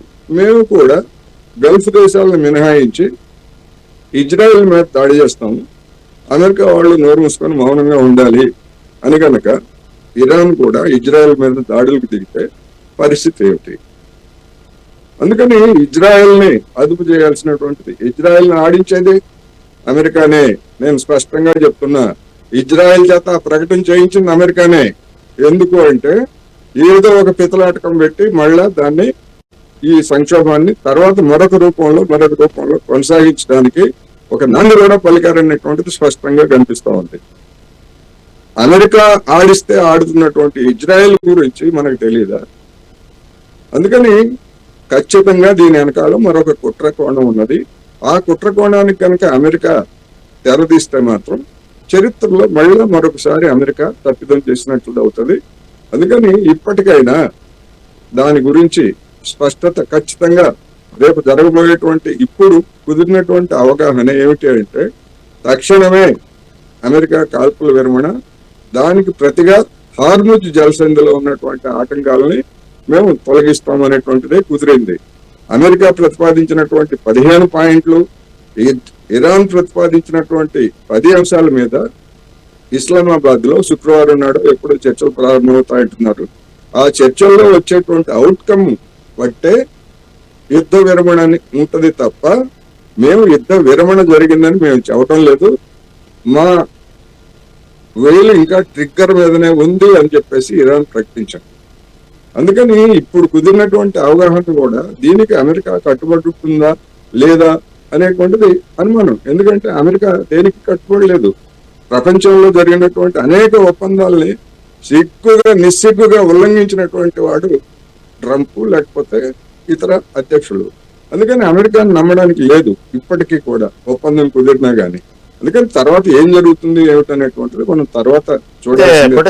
కోటేశ్వర గారు ఇక్కడ ఒకటి కన్ఫామ్ కాదు, ఒక జరుగుతున్నటువంటి వైరల్ న్యూస్ ఏంటంటే ఏదైతే ఈ 10 పాయింట్ల డిమాండ్లు ఏదైతే ఇచ్చారో ఈ పర్షియన్ భాషలో ఇంగ్లీష్ భాషలో ఇచ్చేసినటువంటి ఏదైతే రూల్స్ అండ్ కండిషన్స్ ఉన్నాయో ఎక్కడో కొంత బురిడి కొట్టించారు ట్రంప్ని. పర్షియన్ భాషలోకి వచ్చేటప్పటికి యురేనియం సంబంధించిన హక్కును పరిశీలించండి అని ఇచ్చినటువంటి పర్షియన్ భాషలో ఇంగ్లీష్లోకి వచ్చేటప్పటికి ఆ పదం లేకుండా చేశారు. అక్కడ బోల్తా కొట్టించారు. యురేనియం హక్కులు మాత్రం గురించి పర్షియన్ భాషలో మాత్రమే ప్రస్తావించి ఉంది అనేటువంటి ఇంకొక న్యూస్ కూడా చక్కలు కొడతా ఉంది. అది కేవలం వైరల్ న్యూస్ లేనా, దీన్ని అధికారికంగా తీసుకువచ్చారు? ఇరాన్ మొదటి నుంచి చెప్తా ఉంది అణు యురేనియం శుద్ధి అనేటువంటిది అసలు అక్కడే కదా వచ్చింది. అవును, అసలు వివాదం అక్కడే కదా వచ్చింది. దాన్ని పరిష్కరించకుండా ఇప్పుడు ట్రంప్ ఏం చెప్తున్నాడు, వాటన్నిటిని నాశనం చేయడానికి ఇరాన్ ఒప్పుకుంది, వాటన్నిటిని మూసేయడానికి ఒప్పుకుంది అని చెప్తున్నాడు. ఒప్పుకోలేదు, అదే చెప్తున్నాను నేను. ట్రంప్ పచ్చి అబద్ధాల కోరు స్నేహితులు ఉన్నారు, ఇంకా అంతకంటే పచ్చి అబద్ధాల కోరులు. అందుకని ట్రంప్ చెప్పేటువంటి వాటిని మనం ఏకపక్షంగా తీసుకోక్కర్లేదు. వచ్చింది ఏంటంటే యురేనియం ని శుద్ధి చేసేటువంటి హక్కు మాకు ఉన్నది అనేటువంటి అంశాన్ని పార్సీ భాషలో రూపొందించినటువంటి డాక్యుమెంట్ లో ఇరాన్ స్పష్టంగా పేర్కొన్నది అని వచ్చినటువంటి వార్తల ప్రకారం చెప్తున్నాను. అదే ఇంగ్లీషు ట్రాన్స్లేషన్ కి వచ్చేసరికి అంటే ఇంటర్నేషనల్ మీడియాకి లేదా ఇతరత్ర విడుదల చేసినటువంటి దానిలో ఆ ఇంగ్లీష్ వర్షన్ లో ఆ ఇరాన్ ఆ 10 డిమాండ్లో ఒకటిగా ఉన్నటువంటి యురేనియం శుద్ధి అనేటువంటి దాన్ని లేపేశారు. అది ఎవరు లేపేశారు, కావాలని లేపేశారా లేకపోతే ఎట్లా జరిగింది అనేటువంటిది ఇంతవరకు మళ్ళీ వివరణ అయితే రాలేదు ఇప్పటి వరకు. ఇవాళ మాత్రం మీడియాలో అదొక వైరల్ గా మారిన మాట వాస్తవం. దాని విషయం తేలకుండా, యురేనియం విషయం లేకపోతే శుద్ధి విషయం తేలకుండా దాని మీద అమెరికా నుంచి స్పష్టమైనటువంటి హామీలు లేకుండా ఇరాన్ ఏ ఒప్పందాన్ని కూడా అంగీకరించే సమస్య లేదు. అది గతంలో స్పష్టం చేసింది. అసలైనటువంటి విషయం అక్కడే ఉంది. అందుకని దాన్ని ఏం చేస్తారు ఏమిటనేటువంటిది చర్చలు ప్రారంభమైన తర్వాత మాత్రమే మనం దాని గురించి మాట్లాడుకోవచ్చు. ఓకే కృష్ణారెడ్డి గారు ఇటు పశ్చిమాసియా దేశాల్లో చైనా అయితే మెల్లిమెల్లిగా తన ప్రభావాన్ని పెంచుకుంటూ పోతుంది. ఇటు పక్కది ఇప్పుడు ఈ పరిస్థితులు చూడండి, ఇరాన్ని దగ్గర చేసుకుంది, పాకిస్తాన్ దగ్గర చేసుకుంది ఆల్రెడీ. ఇలా విధంగా పెంచుకుంటూ తెలియకుండానే ఒక భారత్ చుట్టూ ఒక రకమైనటువంటి వలయం చుట్టూ ఉంది చైనా మనకు తెలియకుండానే. దీన్ని ఎదుర్కోవడానికి కేంద్రం దగ్గర స్ట్రాటజీ ఉందా? మనం ఆలోచనగా ఎందుకు ఆలోచించట్లేదంటే ఏమంటారు? ఇప్పుడు చైనా అనేది ఇదైతుంది. ఇక్కడనే కాదు, వాళ్ళు సౌత్ ఆఫ్రికా దగ్గర నుంచి మొదలుకుంటే ప్రతి దేశంలో ఏళ్ళు పెడుతున్నారు, గెలుపుతున్నారు. ఇదంతా అల్లకొల్లడానికి ఈ అమెరికా చైనా ఆధిపత్య పోరాటంలోనే ఇదంతా జరుగుతుంది. దాన్ని మనం ఎక్కడికక్కడ కట్టడి చేసుకుంటూ రావడం జరుగుతుంది. మన ప్రయోజనాలను, దేశ ప్రయోజనాలను కాపాడుకుంటూనే భారతదేశం ముందుకు వెళ్తుంది. అందులో ఇబ్బందికరమైన పరిస్థితులు ఏముండవు సరే. ఇదేంటంటే ఒక గేమ్ లాగా నడుస్తూ ఉంటుంది. ఒకరోజు వారిది పై చేయవచ్చు కావచ్చు, ఒకరోజు మనది పై చేయి కావచ్చు. ఇదంతా మనకు ముందుకెళ్తుంటాం. దీన్ని ఒకసారి ఇదైందని చెప్పేసి పూర్తి స్థాయిలో మనం బ్లేమ్ చేసుకుంటూ కూర్చోలేము. ఇంకా ముందుగా మనము ఇట్లా జరుగుతున్న పరిణామాలకు బదనాం చేసే బదులు మనం ఇంకే విధంగా ముందుకు వెళ్తే బాగుంటుంది అనేది సజెషన్స్ ఇస్తే కరెక్ట్గా ఉంటుంది. కానీ ఎక్కడో జరిగిన దానికి దేనికో ముడి పెట్టేసి ఇక్కడ ట్రంప్ అబద్ధాల కూర అంటే దానికంటే ఎక్కువ ఇక్కడ అబద్ధాల కూర ఉన్నట్టు మాట్లాడము, ఇండైరెక్ట్ గా మాట్లాడము, ఎక్కడ ఏ అంశంలో అబద్ధాలు మాట్లాడాడో అది స్పష్టంగా చెప్పాలి. ఒక మాట అనడానికి మనకు చాలా ఈజీ అండి, దానికి ఆధారాలు చూపించినామన్నప్పుడే మాట్లాడమన్నప్పుడే సమస్య వేరేలాగా వెళ్తుంది. నేను ఇందాక తన ఏదో అన్నారు, చౌకబార్ ఆరోపణలు ఏం కావు సార్. మీరు మాట్లాడేటప్పుడు కేసీఆర్ గారు చాలా విజ్ఞానులు అనే విధంగా, చాలా గొప్పవారమైన విధంగా మోడీ గారిని ఒక్క నిమిషం సార్, దాంట్లో రహీం గారు అనలేదు, లేకపోతే గొప్ప అనలేదు. నేను రాష్ట్ర నేను ఏమైనా చేస్తానని చెప్పి అన్నాడు అని చెప్పాను తప్ప లేకపోతే దానికి ముడిపెట్టి మోడీ గారిని చిన్నగా చేసి మాట్లాడితేనే నేను ఇప్పుడు 2 ఏళ్ళు అయిందండి, ఒక్క నిమిషము, 2.5 సంవత్సరాలు అయింది. 10 సంవత్సరాలు ముఖ్యమంత్రి రాజభోగాలు అనుభవించిండు. ఈ 2.5 సంవత్సరాలలో తెలంగాణ సమాజం పడుతున్న ఇబ్బందుల గురించి కేసీఆర్ కు ప్రమోదుల నుంచి బయటకు రానికి లేదు. ఇప్పుడు మరి ఈ సమస్య మాట్లాడుతున్నప్పుడు అక్కడ ఎక్కడనో జరుగుతున్న దానికి కూడా ఆయన కూడా ఒక రాష్ట్రానికి ముఖ్యమంత్రిగా చేసిన వ్యక్తి, ఒక పార్టీకి అధ్యక్షుడు ఉన్న వ్యక్తి, ఆయన కూడా వచ్చి స్పందించాల్సింది కదా, ఎందుకు స్పందించట్లేదు?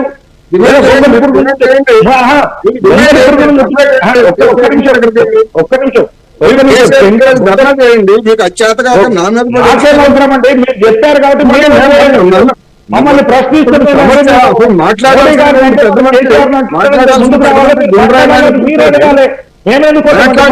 పెద్ద మనిషి గుండ్రాయిలాగా కూర్చొని నోరు వెప్పకుండా కేసీఆర్ ఎందుకు మాట్లాడారు?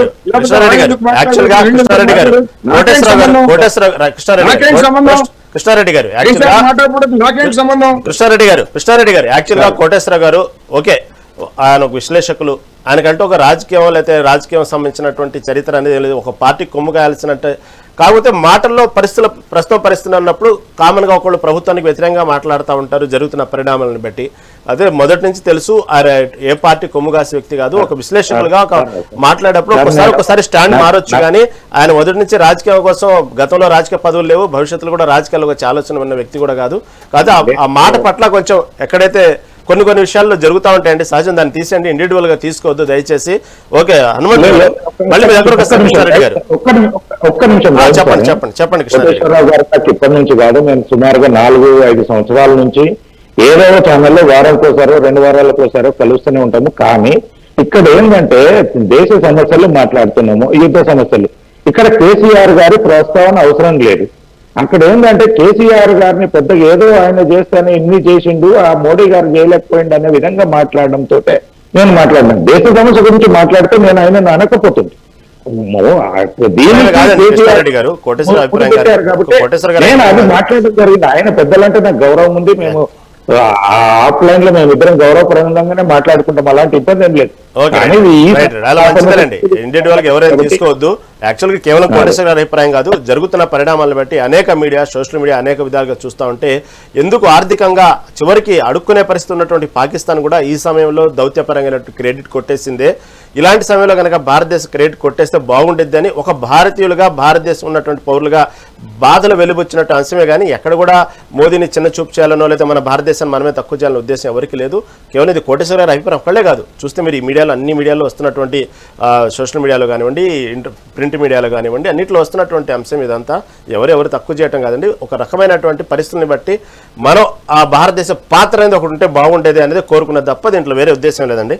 హనుమంత్ గారు వాస్తవంగా యుద్ధం జరిగిన విషయంలో ఎవరు గెలిచారు, ఎవరు ఓడారని చూసుకుంటే ఓడిపోయింది మాత్రం గెలిచిన విషయంలో ఎవరు పక్కన పెడితే ఇక్కడ ఎవరు గెలవలేదు, కానీ ఓడిపోయింది మాత్రం సామాన్యుడు అండి. ఇంకా దాని నుంచి కోలుకోలేని పరిస్థితి ఉంది. ఇంకా ఎన్ని నెలలు పట్టిద్దో, ఎప్పుడు దాకా పట్టిద్దో కూడా పరిస్థితులు చెప్పలేం. ఇప్పుడున్న పరిస్థితులు మొన్న నరేంద్ర మోదీ స్వయంగా ప్రకటించిన తర్వాత కరోనా లాంటి పరిస్థితులు రాబోతున్నాయి, జాగ్రత్తగా ఉండండి అని ప్రకటించిన తర్వాత కొంతవరకు ఒక అలజడి లేసింది దేశం మొత్తం మీద. సరే, ఇప్పుడు సీజ్ ఫైర్ వల్ల ప్రస్తుతం నడుము విరిగినటువంటి సామాన్యుడికి భవిష్యత్తు మీద ఆశలు పెట్టుకోవచ్చు అంటారా, ఏమంటారు? సార్, ఇప్పుడు సీజ్ ఫైర్ వల్ల ఖచ్చితంగా మనకు సామాన్యుడికి ఎలాంటి ఇబ్బంది లేకుండా మంచి పరిస్థితులు వచ్చే అవకాశం ఉంటుంది. ఆర్థిక అభివృద్ధి కూడా ఎలాంటి ఇబ్బంది లేకుండా, ఉద్యోగ వ్యవసాయం కూడా ఎలాంటి ఇబ్బంది లేకుండా ఉండే అవకాశం ఉంటుంది. మనకు భవిష్యత్తులో జూన్ లో వచ్చే పంటలకు అవసరమైన ఎరువులు కూడా ఎలాంటి ఇబ్బంది లేకుండా ఉండే అవకాశం మనకు ఉంటుంది. అక్కడ ఇంకోటి ఏ దేశ నాయకుడు అయినా కానీ తన దేశం ఉందనుకుంటాడు, ఆ దేశం గురించి ఆలోచిస్తాడు, తర్వాత మిగతా వారి గురించి ఆలోచిస్తాడు. కాబట్టి మన తక్కువ చేస్తే ఇది చేసినారు ఎవరు ప్రయత్నం వాళ్ళు చేస్తారు, అంత ప్రయత్నం చేస్తారు, అంతటికి సక్సెస్ అవ్వాలి. ఎవరైతే ప్రయత్నం చేసినప్పుడు అంత మాత్రమే వీళ్ళు చేయలేదని కాదు, చేసేవాళ్ళు సమయంలో చేయడానికి ఎందుకు అవసరం లేదు దాని గురించి. కాబట్టి మన దేశం గురించి ఆలోచించినప్పుడు ఆలోచించేసి చెప్పారు ఇంతకుముందు. అక్కడ ఉన్న 1 కోటి మంది జనాభా, మనకు అవసరమైన ఇంధన వనరులు, తర్వాత మనకు అవసరమైన రెమిటెన్సెస్, ఇవన్నీ కూడా డిస్టర్బ్ కాకుండా చేయాలి. మనకు ఎలా ఉందని చూడాలి, మనకు భవిష్యత్తులో ఎలా ఇబ్బంది వచ్చే అవకాశం ఉందని చేయాలి. ఇది చూసిన తర్వాతనే వాళ్ళు ఎవరు తప్పు ఎవరు ఉంచాల్సిన అవసరం ఉంటుంది, దానికోసం మెనాలిసిస్ చేయాల్సిన అవసరం ఉంటుంది. కాబట్టి ఏ దేశాన్ని కూడా దేశం వ్యక్తికి పనిచేయడం, ఏ దేశంలో కూడా ఏ పాట అయినా చేయడం, దేశం కొరకు వేస్తారు ఎవరైనా కానీ.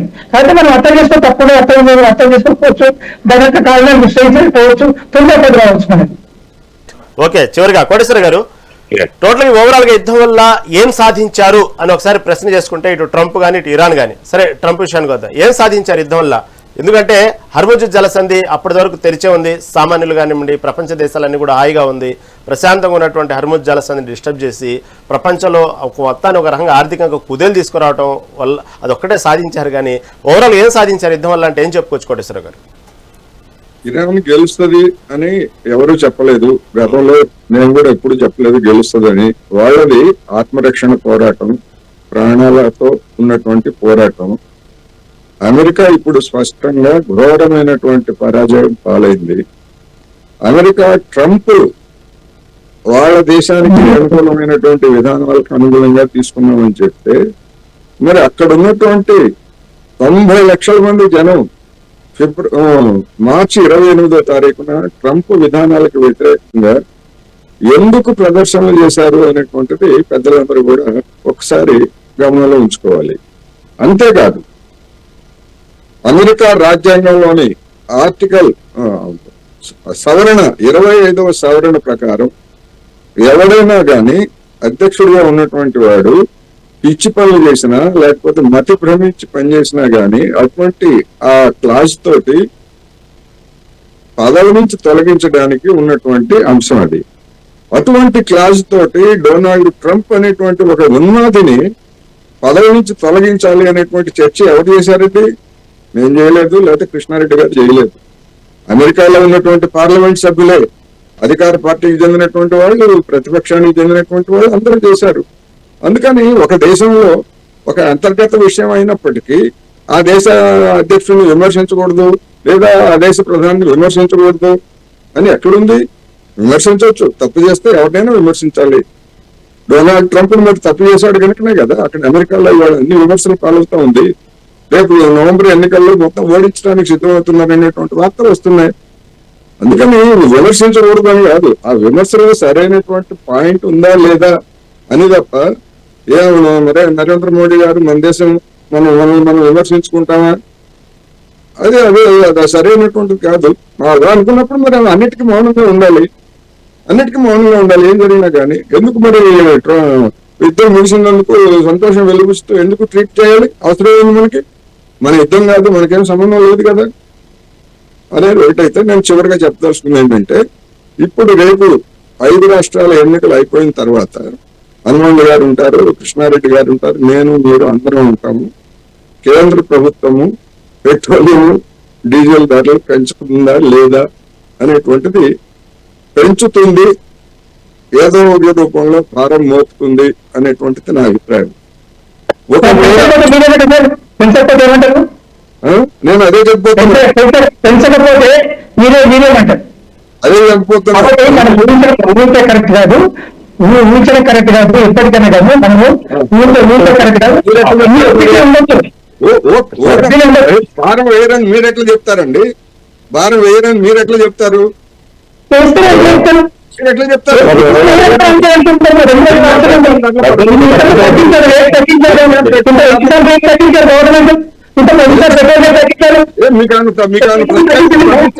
తగ్గించిన రేటుకి మీకేమన్నా పంపించారా? నాకైతే పంపలేదు మోడీ గారు.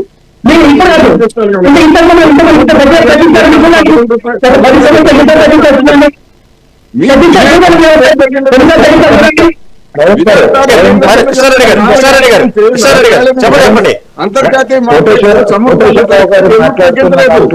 కృష్ణారెడ్డి గారు చెప్పండి. 2022కు ముందు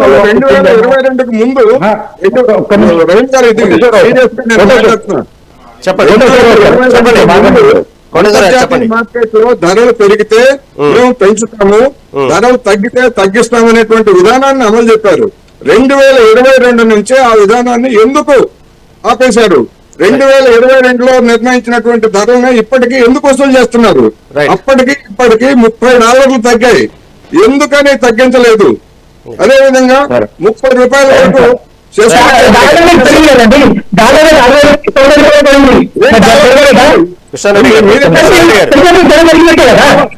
రూపాయి విలువ పతనం చేయటం చేత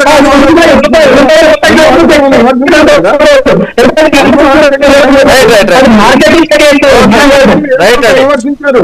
కృష్ణారెడ్డి గారు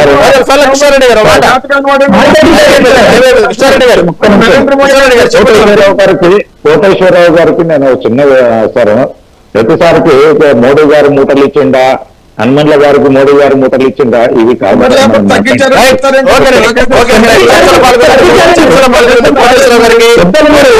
కృష్ణారెడ్డి గారికి, హనుమండ్ గారికి ధన్యవాదాలు తెలియజేసుకుంటూ ఓవరాల్ ఇది ఏదేమైనప్పుడు కూడా సీజ్ ఫైర్ పట్ల జరుగుతున్నటువంటి ఇరాన్ ఇజ్రాయెల్ విషయంలో ఇటుపక్క దౌత్యపరమైనటువంటి చైనా పాకిస్తాన్ జరిపిన చర్చల పరంగా 10 షరతులతో కూడినటువంటి ప్రస్తుతానికైతే 2 వారాల పాటు సీజ్ ఫైర్ ప్రకటించడం జరిగింది. ఇదే సీజ్ ఫైర్ కొనసాగింపుగా ఉండి ఎటువంటి యుద్ధం రాకుండా ప్రపంచ దేశాలు మొత్తం ఇప్పటికీ ఆర్థికంగా కుదిలేని అనేక దేశాలు, దాంతోపాటు భారతదేశం కూడా దానికి సంబంధించినటువంటి ఇంపాక్ట్ కొద్ది గొప్ప మనం చూసాం, ఇంకా చూస్తూనే ఉన్నాం. కాబట్టి యుద్ధం అనేది ఆగిపోవాలని కోరుకుంటూ ఇది ఈనాటి మెగా డిబేట్. చూస్తూనే ఉండండి మెగా 9 టీవీ.